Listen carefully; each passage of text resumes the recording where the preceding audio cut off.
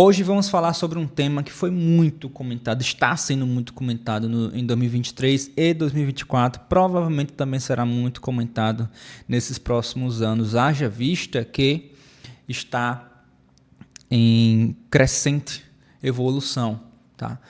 É a dívida pública. Dívida pública é um tema muito importante que geralmente é negligenciado aqui no nosso país, né? Principalmente aqui pelos nossos políticos, nossos representantes, que não por acaso foram escolhidos por nós. Não estou generalizando, mas estou falando na maioria da população. Somos nós que escolhemos esses representantes e historicamente escolhemos muito mal. Então, dívida pública, a gente vai abordar sobre esse tema. Porém, antes eu preciso falar como o governo arrecada dinheiro. O governo arrecada dinheiro apenas de duas formas: através de impostos e através de empréstimos, né? Eles emitem títulos públicos, né? E aí o investidor ganha algum rendimento e muita gente compra títulos. Aqui no Brasil, haja vista que aqui é conhecido como o país dos rentistas. Geralmente a taxa de juros aqui para renda fixa é muito grande, muito alta, principalmente nesses momentos de crise. Atualmente, Tesouro IPCA está pagando praticamente 7,5%. Agora em dezembro de 2024. Muita coisa, muita coisa. Há ainda uma terceira mão de arrecadação de dinheiro, que é a impressão monetária, a expansão monetária. Ele imprime dinheiro. Então, nunca falta dinheiro para o governo. Porém, a casa nunca fica enxuta porque eles não fazem o básico. O dever de casa eles não fazem. É muito semelhante à nossa vida pessoal, vida empresarial. Quando a gente está passando por algum momento de dívidas, quais são as saídas que a gente tem? Nós temos apenas duas alternativas. Primeiro, enxugar os nossos custos, nossas despesas, cortar essas despesas aí para tentar organizar a situação financeira da empresa ou da nossa casa, nossa vida pessoal. E a outra possibilidade é aumentar a nossa receita. Então a gente tem duas formas: ou diminuir os custos ou aumentar a receita. O governo também não é diferente. Só que, diferentemente do governo, nós ganhamos dinheiro trabalhando. Nós vamos lá, produzimos, vendemos o nosso tempo, serviço ou produtos. E a gente arrecada dinheiro em troca de um bem que a gente faz pela sociedade ou para a sociedade. E o governo não.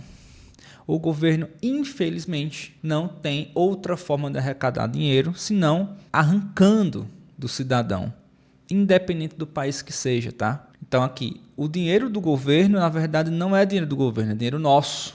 Então, quando a gente fala de dívida pública, a gente fala de dívida que o cidadão, que a população irá pagar no fim das contas, através de uma forma ou de outra. Geralmente isso é traduzido em inflação, que é o que a gente está visualizando plenamente nesses últimos anos. Nunca foi diferente aqui no nosso país, né? Mas esses últimos 2 anos está sendo absurdo.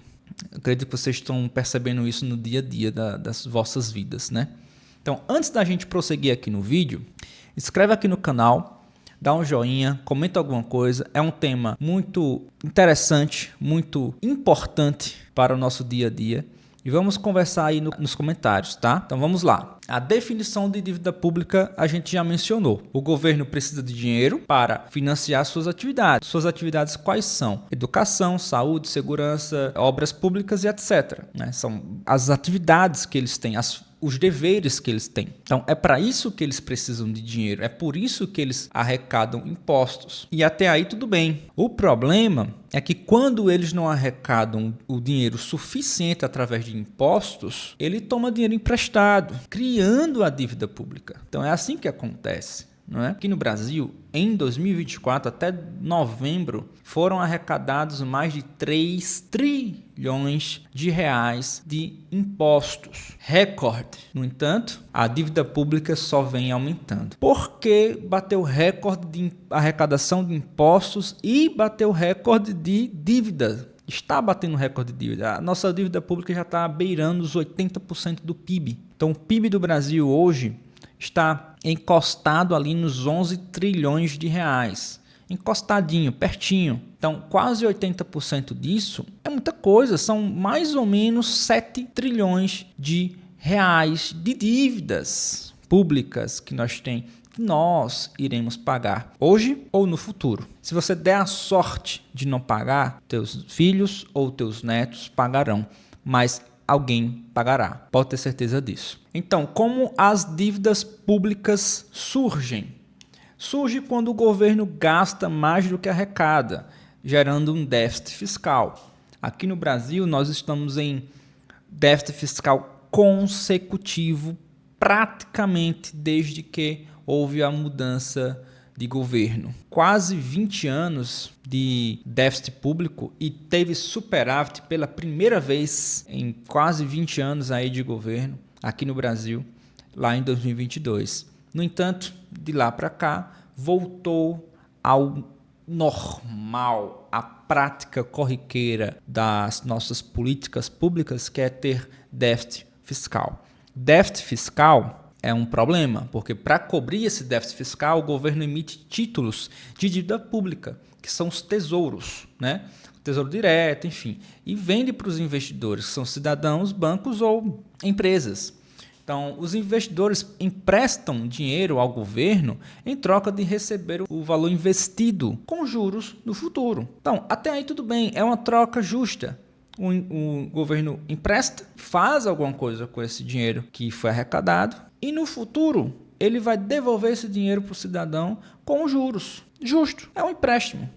Então a gente está emprestando dinheiro para o governo. Então dessa forma é justo, nada mais do que justo a gente ter uma arrecadação, uma vantagem, um lucro em cima disso. No entanto, tem impostos em cima desse lucro. Geralmente tem impostos, são poucos os investimentos que são isentos. Eles ainda têm outra forma de arrecadar dinheiro. Eles arrecadam quando emprestam e arrecadam quando você resgata o seu investimento. O governo sempre ganha de você, sempre ganha de você. E também há outra forma de cobrir o déficit fiscal, que é emprestando dinheiro para outros países, os empréstimos internacionais. Se o dinheiro arrecadado não é suficiente aqui de forma interna no nosso país, o nosso país, assim como todos os outros países, eles começam a emprestar dinheiro para outros países que estão interessados na nossa economia. Geralmente um país emergente eles têm uma taxa de juros elevada, então para rentistas é interessante. No entanto, quando se perde a confiabilidade do governo, se torna um pouco mais complicado, delicado, porque os investidores querem fugir desse cenário duvidoso. É isso que acontece.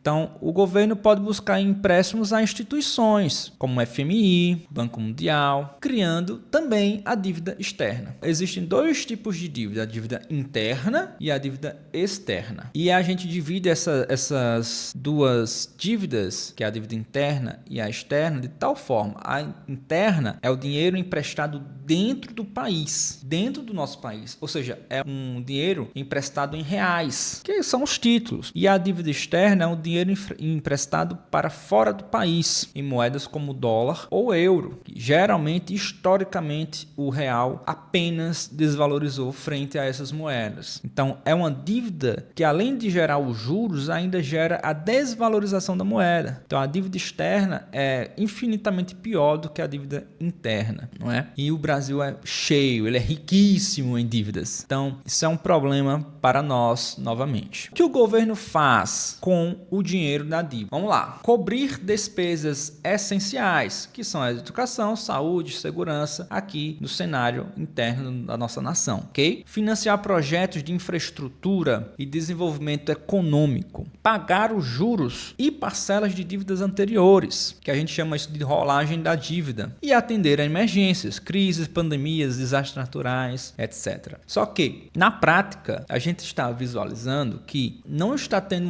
uma preocupação séria do nosso governo em relação a esses problemas, esses cenários. Não houve um desastre natural no sul, não houve tanto suporte. Está tendo um desastre natural no Pantanal e na Amazonas, também não está tendo suporte o suficiente. E isso você fica se perguntando para onde está indo esse dinheiro? Por que a gente está arrecadando cada vez mais dinheiro, a gente está pagando cada vez mais impostos e não vemos onde está sendo utilizado esse dinheiro? 45% do PIB brasileiro é para sustentar o funcionalismo público do nosso país. 45% do PIB. Isso é um absurdo, é um absurdo. Então não existe preocupação de corte de gastos, não existe. Existe um fingimento de preocupação. A preocupação de fato não existe porque esse corte de gastos não está acontecendo e não tem cenário de que vai acontecer. Isso é ruim porque eleva dólar, que eleva a inflação e o poder de compra do brasileiro só diminui. Real desvalorizou 20% em 2024. Por que eu estou falando sobre economia nesse vídeo? Então, o canal é sobre finanças, investimentos e economia. Sou economista, especialista em ciências políticas. Quando a gente fala de economia e política, a gente está falando também sobre o cenário econômico, não só do país, mas nosso cenário econômico como pessoa física. Então, como pessoa física, a gente sofre, a gente percebe tais mudanças, tais efeitos colaterais. E é isso que é o preocupante. Então, o motivo desse vídeo é para alertar a importância de você investir o teu capital. Investir no seu capital, você vai se blindar a essas eventualidades que não podem acontecer, elas acontecem. A gente está no país corrupto, né? Somos um dos países com menor credibilidade, confiabilidade do mundo. É importante você proteger o teu capital, o teu patrimônio,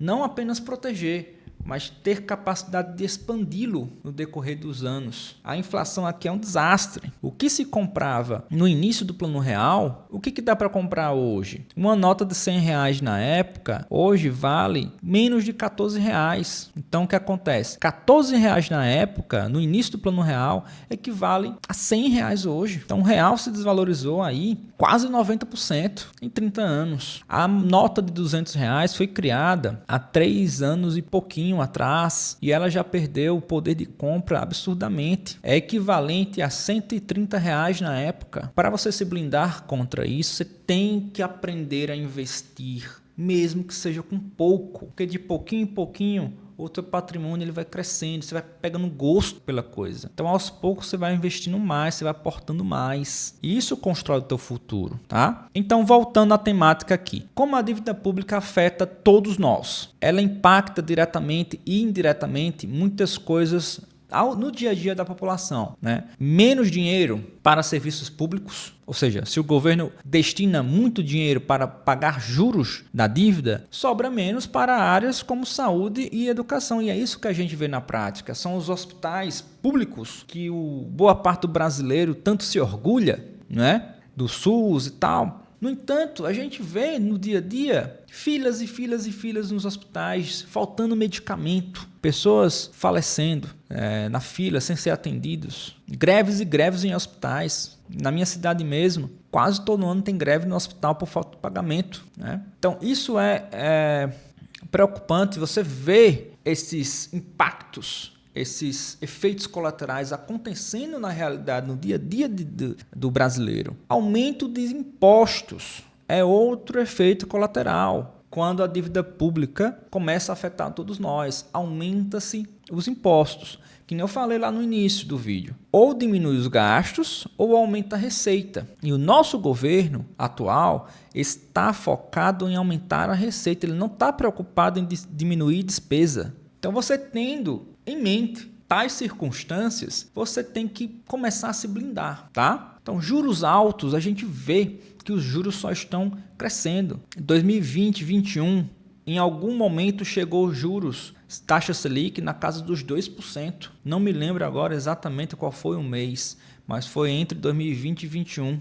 Estamos atualmente em 12,25%, com cenários de alcançar quase 15%. Que há a previsão aí nas próximas reuniões do Copom. Olha esse salto. Então, taxa de juros maiores, a gente percebe juros maiores no dia a dia da população para cartão de crédito, empréstimo, cheque especial, o que quer que seja. A gente percebe que os bens vão se tornando mais caros, haja vista que o dólar começa a aumentar, consequentemente a inflação começa a aumentar também, que é outro impacto do descontrole da dívida pública, e falta de confiança na economia, que também estamos percebendo no dia a dia aqui da nossa nação. Países parceiros do Brasil estão começando a pensar, investidores ao redor do mundo que gostam de investir em países emergentes, porque apesar de exercer mais riscos, eles dão mais retorno, que é a equação natural do investimento é essa. Quanto maiores os riscos, maiores as chances de retorno. No entanto, estamos perdendo confiança no mercado. A confiabilidade do Brasil no mercado está em decadência. Então os investidores estão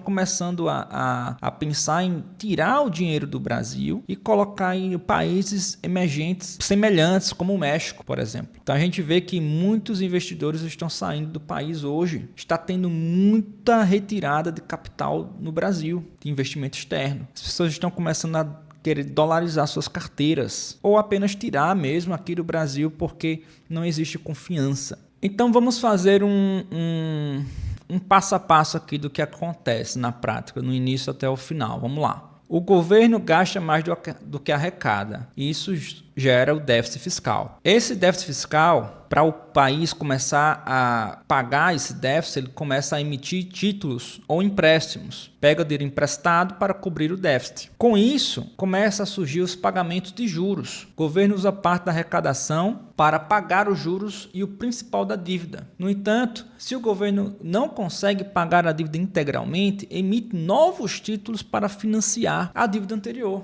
que é a famosa rolagem da dívida. Então isso gera vários impactos na economia, que a gente já citou aqui. Quanto mais a dívida cresce, maior é o custo para o governo e a população. Na verdade, custos para o governo não, custos para a população, porque sempre é arrecadado dela. Vocês têm que colocar isso na cabeça. Não existe dinheiro público. Esse é um nome bonitinho que foi colocado para os governos ao redor do mundo criarem aquele senso de que estão favorecendo, estão fazendo favor à população. Mas não estão, eles estão apenas tirando o dinheiro da população e devolvendo migalhas. Isso na maioria dos países. Existem países sérios que realmente devolvem o dinheiro para a população em formato de qualidade de vida. Tem muitos países assim, mas o Brasil não. O Brasil está longe disso, tá? Então vamos lá. Qual é o cenário econômico? Qual é a situação da dívida pública no Brasil? Esse ano, 2024, a dívida pública do Brasil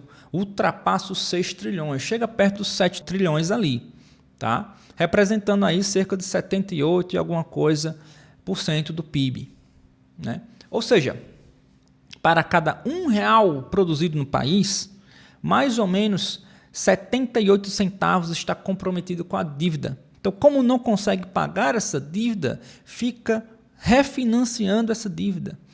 É infinito. Para isso ser organizado, para isso ser solucionado, qual é a medida certa a ser tomada? Cortar custos. É fazer o que o Milei fez lá na Argentina, reduzir o funcionalismo público, cortar despesas de dentro para fora. Pegar os setores menos produtivos, as pessoas menos produtivas e tirar. Diminuir a quantidade de políticos. Diminuir a quantidade de ministérios. Diminuir benefícios para os políticos. Né? Isso, aos poucos, vai colocando a casa em ordem. Aí, a dívida pública vai diminuindo, vai tendo superávit, vai organizando a casa, a taxa de juros começa a diminuir, a moeda começa a valorizar. Mesmo que no início seja doloroso, porque quando você começa a colocar a casa em ordem, é doloroso, você precisa fazer muitos sacrifícios, mas é assim na vida real, na nossa vida pessoal, na nossa vida empresarial, e também tem que ser assim quando a gente fala de a saúde financeira do país. Então, esse vídeo aqui foi mais para esclarecer você da situação do nosso país quando a gente fala de dívida pública, que é o cerne, é o problema, é a raiz de todas essas dificuldades que a gente vem passando. Se não existisse essa dívida pública, não existia taxa de juros alta, não existiria inflação descontrolada, não existiria desvalorização da moeda dessa forma, a economia estaria bombando, os negócios estariam crescendo, as pessoas estariam consumindo mais, comprando mais, porque o poder de compra aumentaria. Então é esse cenário que deveria acontecer. E é esse cenário que devemos cobrar dos políticos que voltamos, não é? Então, pessoal, foi um vídeo longo, diferente do usual. Falamos de outras temáticas, apesar de estar interligado com a situação do nosso país, estar interligado com as finanças, com os investimentos, tudo isso está interligado.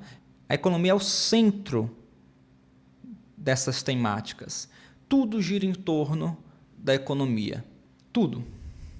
Inclusive saúde. Saúde psicológica, saúde mental, física.